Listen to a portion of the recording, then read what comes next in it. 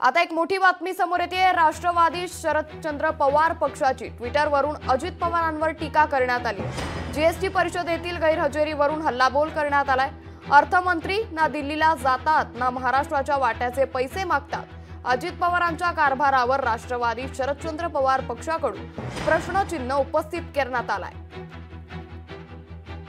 तर आरोग्य विम्याच्या हप्त्यावर कर लावणं म्हणजे आयुष्याच्या अनिश्चिततेवर कर आकारणी करण्यासारखं आहे। त्यावरील 18% वस्तू आणि सेवा कर जीएसटी मागे घ्यावा या स्वपक्षीय ज्येष्ठ नेते नितीन गडकरींच्या मागणीला अर्थमंत्र्यांनी केराची टोपली दाखवली आहे। दरम्यान राष्ट्रवादी शरदचंद्र पवार पक्षाकडून काय ट्विट केलंय पाहूयात। आरोग्य विम्याच्या हप्त्यांवर कर लावणं म्हणजे आयुष्याच्या अनिश्चिततेवर कर आकारणी करण्यासारखं आहे।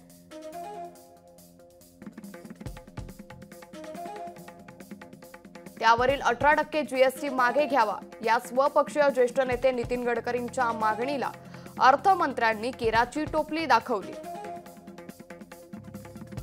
आरोग्य विम्याचा वापर हा उपचारासाठी करण्यात येतो।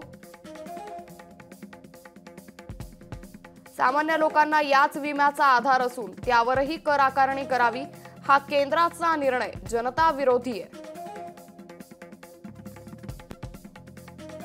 यावर आवाज उठवणं तर लांबच राहिलं, पण महाराष्ट्राचे अर्थमंत्री अजित पवार जीएसटी परिषदेला हजर राहत नाही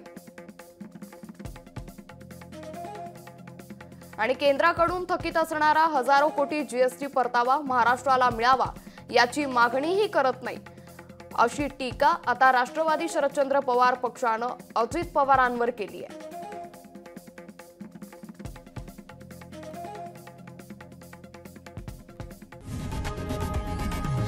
लोकशाही मराठी ऐका, पहा, जागरूक रहा।